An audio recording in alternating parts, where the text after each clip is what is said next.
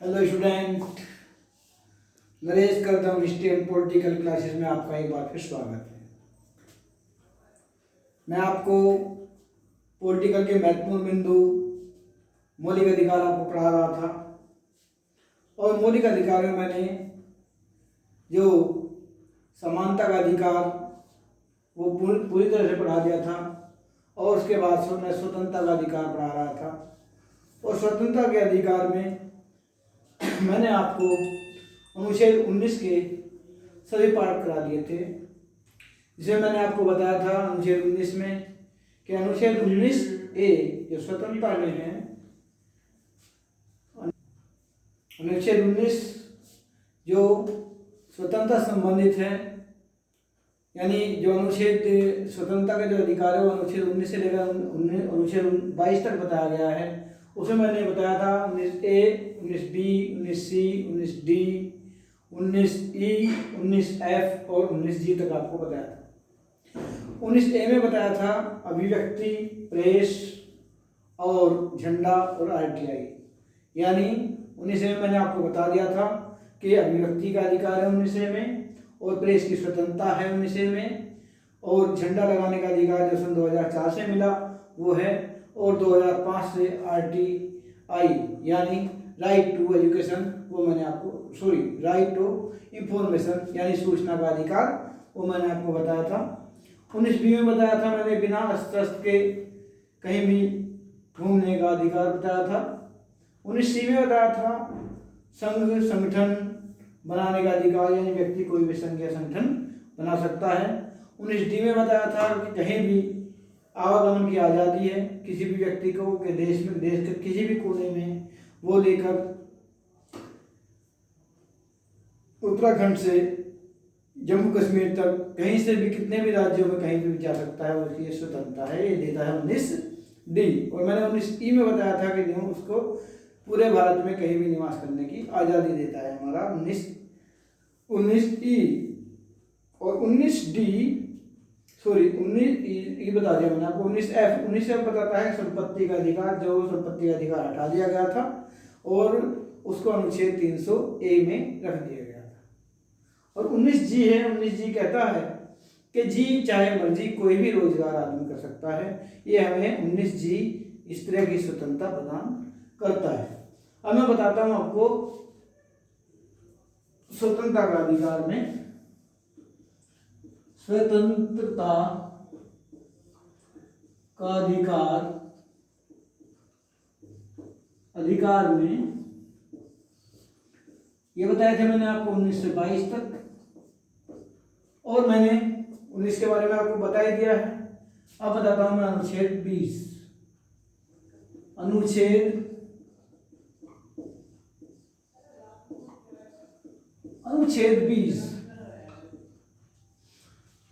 20 अपराध दोष सिद्धि यानी अपराध से संबंधित है। अपराध से संबंधित है, अपराध से संबंधित।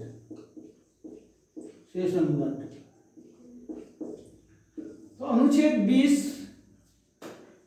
अपराधी को यह स्वतंत्रता देता है कि जब तक किसी भी व्यक्ति पर अपराध सिद्ध ना हो जाए, जब तक किसी अपराधी पर अपराध सिद्ध ना हो जाए उसको जो है सजा नहीं दी जा सकती। यानी इसको कह सकते हैं हम कि दोष सिद्ध होने पर ही सजा दी जाएगी। आगे लिख सकते हैं दोष सिद्ध होने पर ही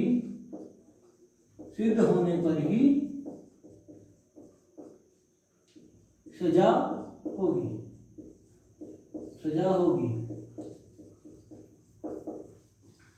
तो इसमें व्यक्ति को 3 तरह की स्वतंत्रता दी गई है, यानी जिसको किसी के नाम से रिपोर्ट दर्ज हो गई है, उसको बताया गया कि अपराधी है, तो उसको 3 तरह की स्वतंत्रता दी गई है। क्या क्या स्वतंत्रता दी गई है? एक तो स्वतंत्रता यह दी गई है कि अपराध के समय जो भी कानून था, यानी अपराध किया गया मान लिया सन 2005 में, यहां पर आप लिख सकते हैं अपराध के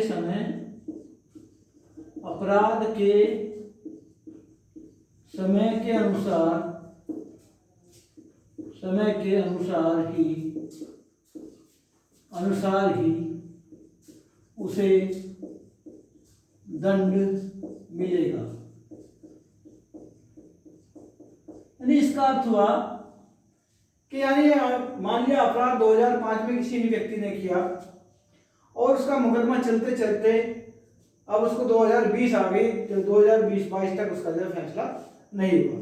2022 में अगर उसका फैसला आ रहा है और 2022 में मान लिया 2022 में जो फैसला आया उस समय 2022 के समय उस अपराध की सजा है 20 वर्ष और 2005 में जिस समय उसने वो अपराध किया था उस समय अपराध की समय जो अपराध की जो वो थी उसे सजा वो थी उसे 5 वर्ष।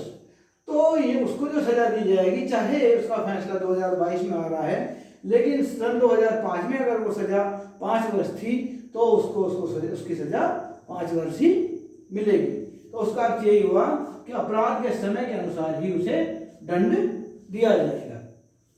दूसरा है जो दूसरा पॉइंट कहता है जो दूसरी स्वतंत्रता मिली हुई है अपराधी को, अपराधी कह नहीं सकता, अपराधी तो तब होगा कि जब अपराधी का दोष सिद्ध हो जाए। तो व्यक्ति को यह स्वतंत्रता मिली हुई है कि उसको जो है खुद के खिलाफ गवाही देने के लिए बाध्य नहीं किया जा सकता। व्यक्ति को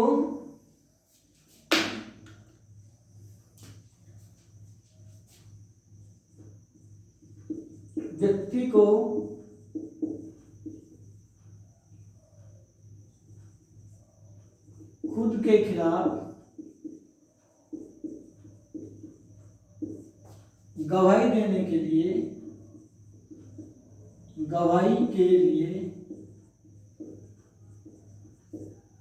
बाध्य नहीं किया जा सकता।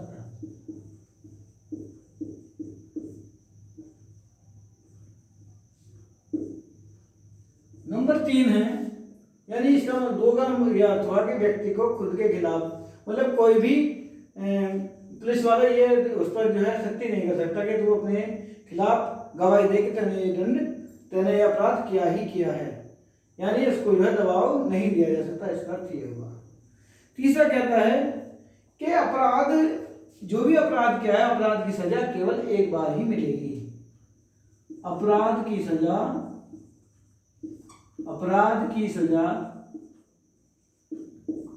एक बार ही मिलेगी। एक अपराध की सजा एक बार, अपराध की सजा एक बार ही मिलेगी।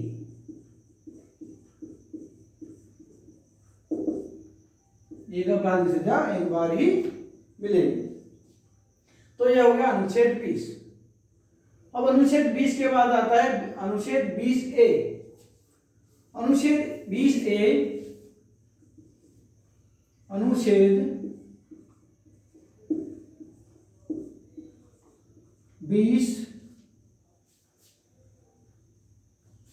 अनुच्छेद 20 नहीं, अब आएगा अनुच्छेद 21। 20 तो मैंने बता दिया, अनुच्छेद 21 आएगा।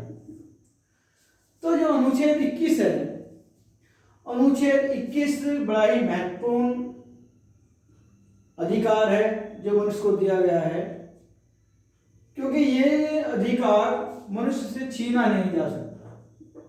यानी उसके अधिकार को इस वाले अधिकार को उससे बिल्कुल भी कोई भी किसी भी कारण से किसी भी दशा में छीना नहीं जा सकता, क्योंकि ये कहता है प्राण और दैहिक स्वतंत्रता।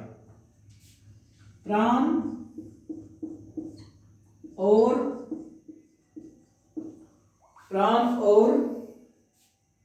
दैहिक स्वतंत्रता, प्राण और दैहिक स्वतंत्रता, यानी जीवन जीने का अधिकार, जीवन का अधिकार। तो इसको किसी भी दशा में इस मौलिक अधिकार को व्यक्ति से नहीं छीना जा सकता। जिस तरह से कोई भी कहीं समस्या आ जाती है, मान लिया कहीं जैसे ये था हमारा कोरोना ही चला था, कोरोना के टाइम पे कितनी बहुत बड़ी समस्या आई थी, लेकिन उसमें सरकार के द्वारा पूरी तरह से बहुत ज़्यादा जो कोरोना का मामला था वो पूरे देश में फैला था, तो जो उस समय जरूरत थी वो भी पूरी नहीं हो पाई थी, ऑक्सीजन की बहुत ज़्यादा कमी रही थी। लेकिन सरकार ने बहुत पूरी कोशिश की लगाने की कि जितने भी ज़्यादा से ज़्यादा हो सके लोगों के या जनता के प्राण बचाए जा सके। तो ये है प्राण और दैहिक स्वतंत्रता, यानी उसके जीवन के अधिकार को किसी भी दशा में छीना नहीं जा सकता, चाहे भी कोई भी किसी तरह की आपात स्थिति हो तब भी। और ये जो है इसको जीवन का संरक्षण, और इसके अलावा जैसे पर्यावरण ही है, जैसे पर्यावरण है तो वातावरण पर्यावरण भी ठीक ठाक रखा जाए, पर्यावरण भी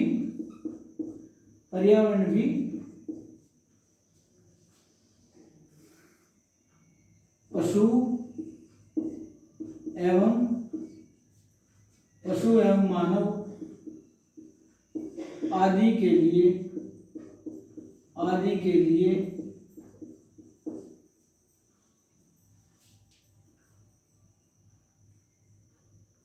जीवन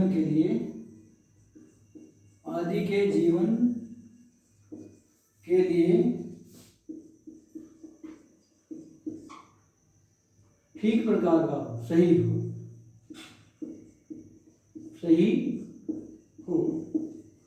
यानी पर्यावरण ऐसा होना चाहिए जिससे पशु हो या मानव हो उसको जो है अच्छी तरह से उसमें वो अपना जीवन यापन कर सके, सही तरह से सांस ले सके।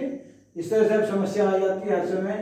लगभग इसी महीने में जो महीना चल रहा है नवंबर का, अक्टूबर नवंबर के नजदीक में एक समस्या आती है पराली जलाने वाली समस्या, जो हरियाणा जो दिल्ली से लगा हुआ राज्य है तो उसमें जो है ज़्यादा पराली जलाई जाती है, और उस पराली जलाने के कारण होता क्या है, इतना ज़्यादा प्रदूषण हो जाता है कि उसमें मानव को बहुत बड़ी समस्या उठानी पड़ती है, सांस लेने में बड़ी दिक्कत आती है। तो इस तरह का ये भी इसी के अंदर आता है कि प्राण और दैहिक स्वतंत्रता में ही आता है। तो आप लोग जरा इसको देखिए, मैं अभी आता हूँ।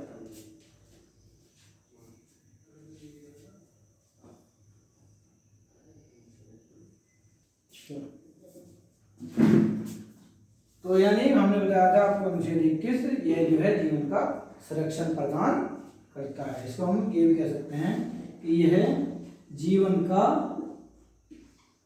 का संरक्षण, जीवन को संरक्षण प्रदान करता है, संरक्षण प्रदान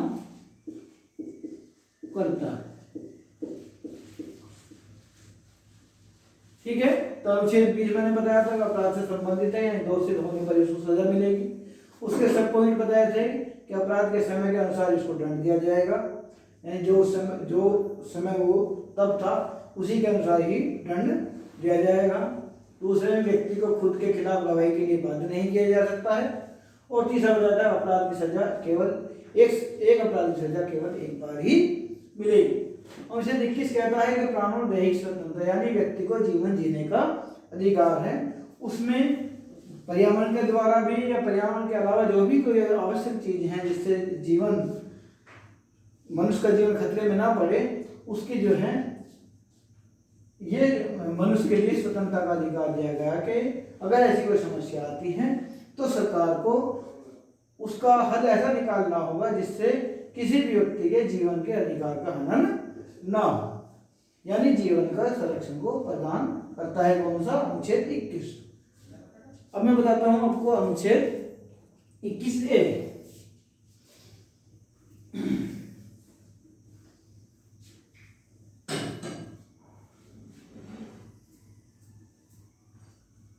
अनुच्छेद 21A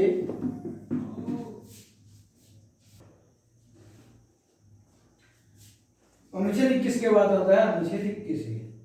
अनुच्छेद 21A पहले से हमारे संविधान में नहीं था। अनुच्छेद 21A को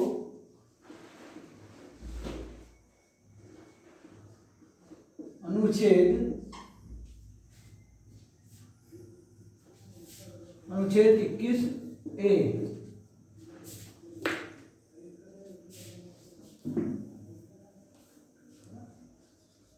अनुच्छेद 21A। अनुच्छेद 21 से पहले से हमारे संविधान में नहीं था, इसको 86वें संविधान संशोधन द्वारा 86वें संविधान संशोधन द्वारा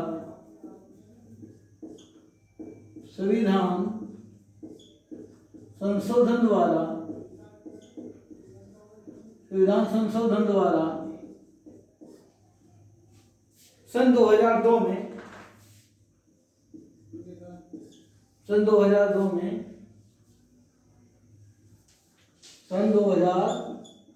में इसको भारतीय संविधान में समाहित किया गया।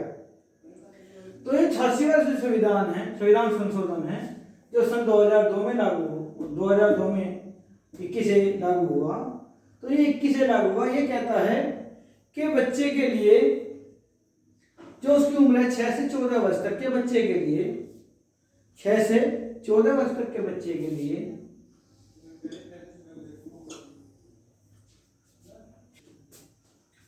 तो 6 से 14 वर्ष तक के बच्चे के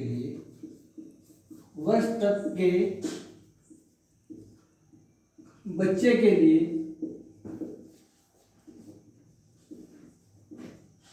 निःशुल्क और अनिवार्य शिक्षा, निःशुल्क और अनिवार्य शिक्षा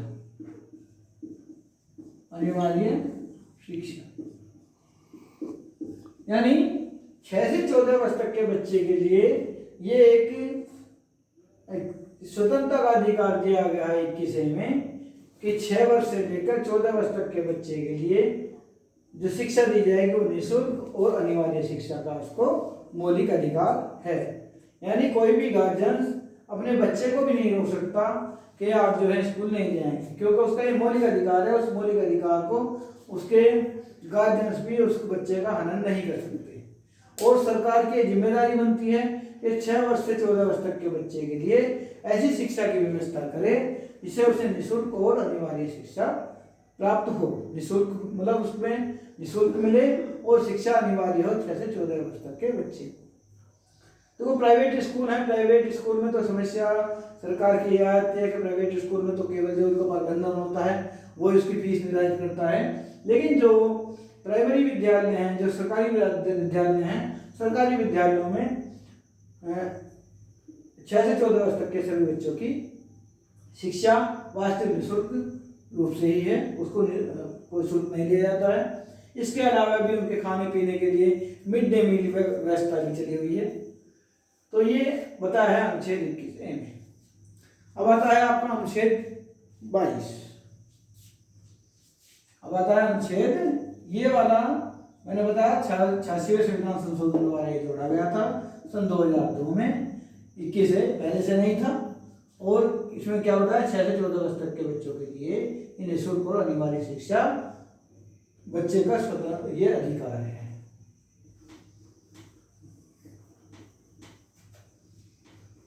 अब मैं आपको बताता हूं अनुच्छेद 22 में क्या है। अनुच्छेद 22 बताता है गिरफ्तारी के संबंध में संरक्षण। अनुच्छेद 22 गिरफ्तारी के संबंध में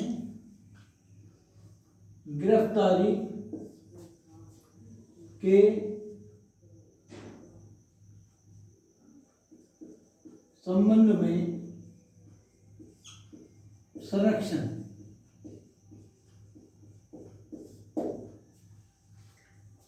जो अनुच्छेद 20 बताया था वो बताया था मैंने अपराध से संबंधित, यानी अपराधी जिस व्यक्ति को अपराधी बनाया गया है, यानी उसके खिलाफ जो एफआईआर दर्ज की गई है कि ये अपराधी है, तो उसके लिए क्या क्या स्वतंत्रता थी वो मैंने आपको बताई थी। यानी अपराध के समय के कानून के समय उसको जो सजा मिलेगी ये बताया था, और ये बताया था कि उसके गवाही के लिए उसको बाध्य नहीं किया जा सकता।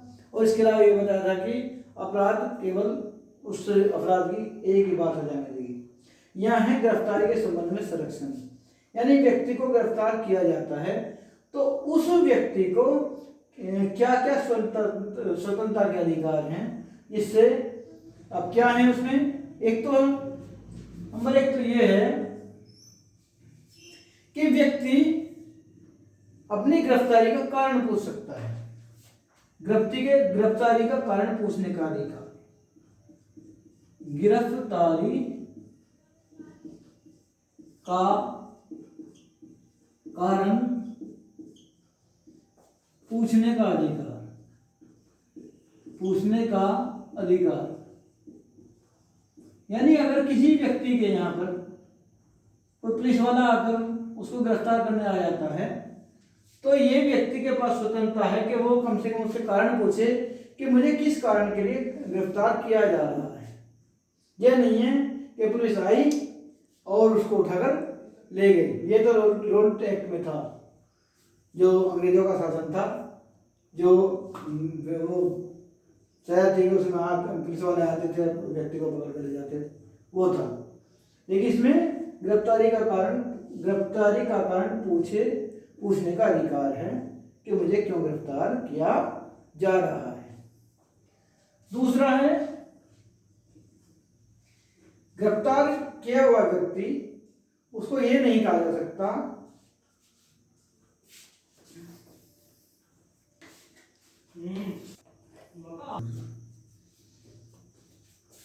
जो दूसरा पॉइंट कहता है कि व्यक्ति को 24 घंटे के अंदर अंदर, ये नहीं है कि व्यक्ति को गिरफ्तार कर लिया और उसको थाने में ही घेर रखा गया एक दिन तक, ऐसा नहीं हो सकता। उसको यानी गिरफ्तारी के 24 घंटे के अंदर ही, गिरफ्तारी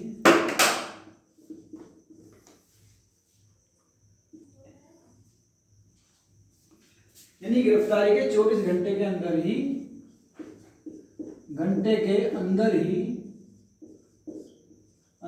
उसे क्या मजिस्ट्रेट के सामने पेश करना जरूरी है। मजिस्ट्रेट के समक्ष पेश करना जरूरी है। अब इसमें एक समस्या आती है। क्या समस्या आएगी? यानी व्यक्ति को पेश तो करना है गाजियाबाद जिले में, और उसको गिरफ्तार किया गया है असम से। अब उसको 24 घंटे के अंदर कैसे मजिस्ट्रेट के सामने पेश किया जाए? तो यह यानी उसका जो आवागमन का समय है, आवागमन का समय उस 24 घंटे के अंदर नहीं जोड़ा जाएगा। यानी आना जाना, पुलिस को लेने जाती है फिर उसको लेके आएगी, तो वो वाला समय उसके अंदर नहीं जोड़ा जाएगा। यानी आवागमन का समय नहीं जोड़ा जाएगा। आवागमन का समय नहीं जुड़ेगा।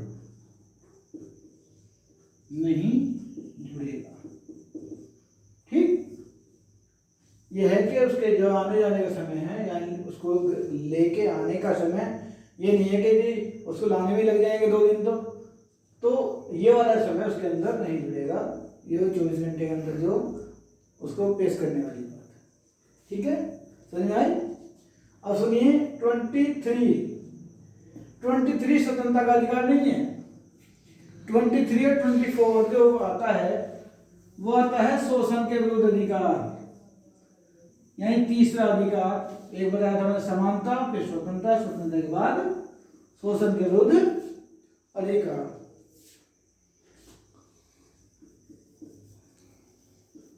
शोषण के विरुद्ध अधिकार।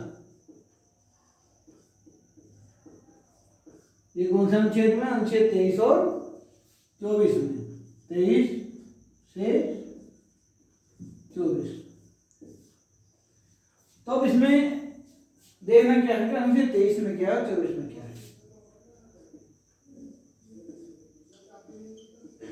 अनुच्छेद 23 कहता है कि व्यक्ति को, अनुच्छेद 23 कहता है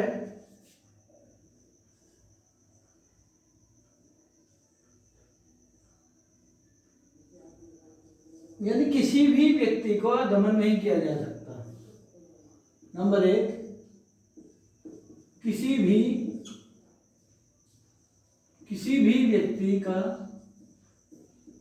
व्यक्ति का दमन नहीं किया जा सकता, दमन नहीं किया जा सकता। जैसे उसको बंधुआ मजदूर नहीं रखा जा सकता, बंधुआ मजदूर नहीं बनाया जा सकता, नहीं बनाया जा सकता। दूसरा,